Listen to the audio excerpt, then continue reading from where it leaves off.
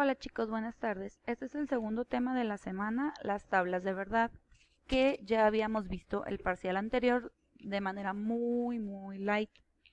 Ahora las vamos a profundizar un poquito más y vamos a hacer dos ejercicios de ella. Ok, ¿qué es una tabla de verdad? Bueno, fue desarrollada por Charles Sanders Peirce en los años de 1880 más o menos, pero el formato más popular es el que introdujo Ludwig Wittgenstein en su Tractatus Lógico-Philosophicus, publicado en 1921. Y aquí está el ejemplo de la tablita de verdad. Estas tablas pueden construirse haciendo una interpretación de los signos lógicos que ya vimos. La negación, el o, y, sí entonces, sí y solo sí. La negación del no, recuerden que luego tenemos este simbolito que sería la conjunción, el contrario sería la disyunción, la flechita equivale a la condicional material y la flechita doble es la bicondicional. Esta interpretación va a corresponder al sentido de que estas operaciones tienen dentro del razonamiento.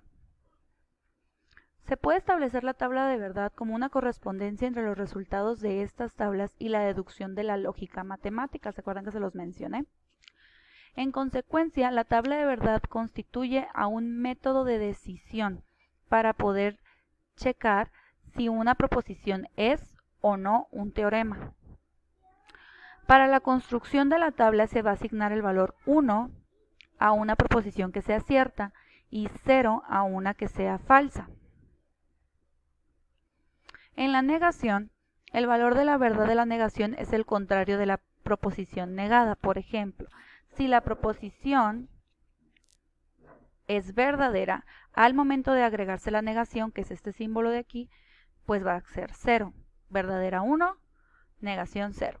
Y si lo ponemos al revés, en el contrario, cuando la proposición esté en negativo, al momento de ser negada, pues va a cambiar la simbología. Va a ser falsa cuando esté en positivo y va a ser verdadera con el 1 cuando esté en negativo. Se puede hacer de cualquiera de las dos maneras.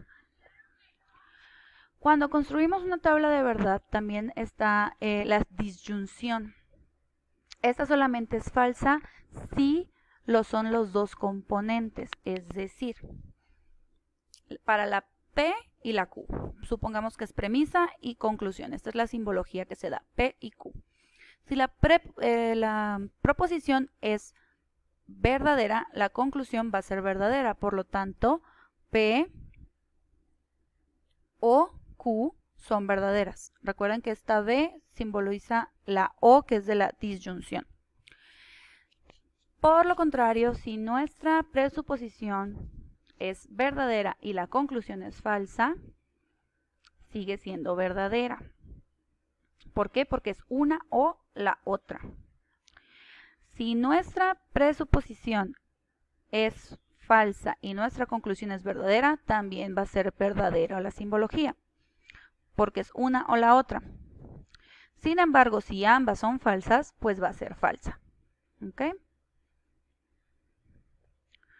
En la construcción también tenemos la conjunción. Aquí es que solamente si las componentes de la conjunción son ciertas, la conjunción va a ser cierta. Por lo tanto, si P y Q son verdaderas, P con Q va a ser verdadera. Recuerden que este simbolito va a significar que es I. Si P y Q, entonces es verdadero. P sin Q, entonces va a ser falso.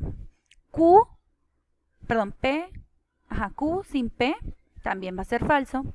Y P y Q, cuando son negativas, pues también va a ser negativo y falso. ¿Sí? La condicional va a ser solamente falso cuando el antecedente es verdadero y el consecuente es falso. De la verdad no se puede seguir la falsedad, porque acuérdense que esta flechita de condicional quiere decir, si pasa este, entonces va a pasar el otro. Si pasa P, entonces pasa Q. Si P es verdadera, Q va a ser verdadera y totalmente va a ser verdadero toda la presuposición. Si P es verdadera y Q es falsa, entonces va a ser falso. Si P es falso y Q es verdadera, entonces va a ser falso. Y si P es falso y Q es falso, entonces va a ser verdadero. ¿Por qué? Porque si una pasa, entonces la otra va a pasar. Si una pasa y la otra no pasa, no cuenta. Si una no pasa y la otra pasa, tampoco cuenta. Y para la bicondicional solamente va a ser cierto si sus componentes tienen el mismo valor de verdad.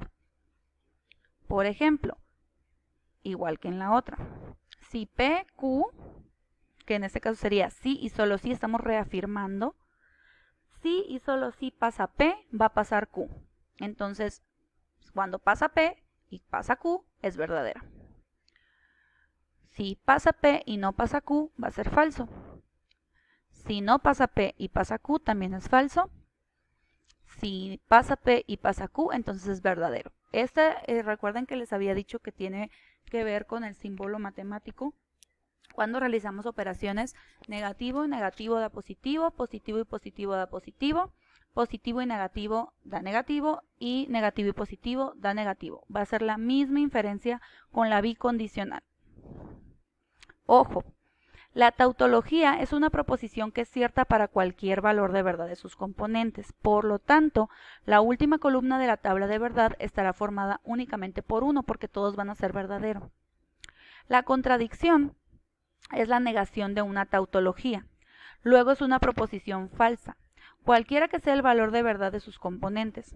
La última columna de la tabla de verdad de la contradicción va a estar formada únicamente por ceros porque todos van a ser falsos, ¿ok? Y aquí hay unos ejercicios. Dice, ya sea por P, Q, R y S, que son las formas o los enunciados o las proposiciones, si se sabe únicamente que P es verdadero, ¿qué podemos afirmar del siguiente valor? Bueno, P es verdadero. Este simbolito de aquí, recuerden que significa una conjunción. ¿Okay? La conjunción está declarada por el I, esa es la expresión en el lenguaje. Entonces aquí sería P y Q. Aquí sería R o P. Aquí sería R y P. Aquí sería S o no P, porque acuérdense que este símbolo de aquí es negación, estamos diciendo que no. Son dos símbolos juntos, este que significa O y este que significa no. R, entonces P. P, entonces Q.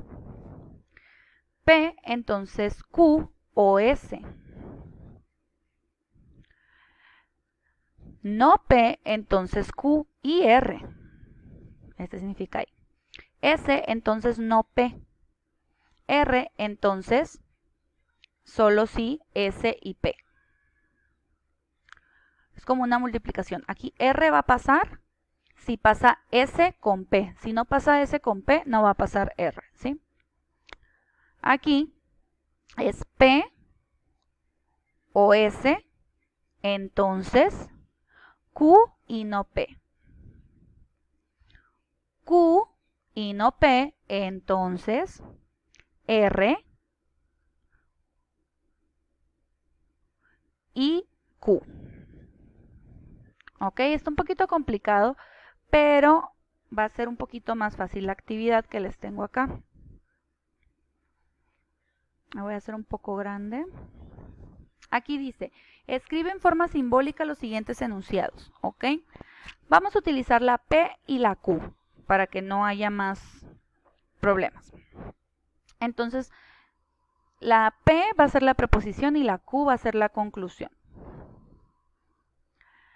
Si las exportaciones disminuyen, entonces bajaría las utilidades. Las exportaciones serían P. Entonces, ¿cuál sería entonces la simbología que vamos a utilizar ahí? la condicional material, que es la flechita, esta de aquí. Y esta sería nuestra simbología del número 1. P, entonces Q. ¿Qué van a necesitar? Bueno, la primera siempre va a ser P y la última siempre va a ser Q. Les puse aquí en negrito el valor verbal que tiene cada uno de las simbologías que tienen los conectores de las tablas de verdad. Y es ahí donde se van a guiar para saber qué vamos a poner en medio de P y qué vamos a poner en medio de Q. Sí, entre P y Q va a haber un símbolo. ¿Cuál vamos a poner? Bueno, nos vamos a guiar en estas en negrito. Luego, en la parte de 2 de este ejercicio, es al revés.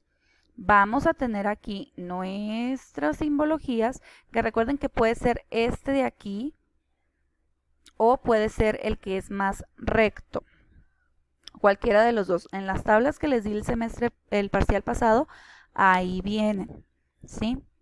Para que puedan saber de qué estamos hablando. Y aquí lo que ustedes van a hacer es ponerme en manera verbal la simbología. Aquí ya sabemos que P significa la computación es fácil y Q significa los ingenieros deben saber computación. Ese símbolo representa la conjunción y. Entonces vamos a hacerlo de la siguiente manera.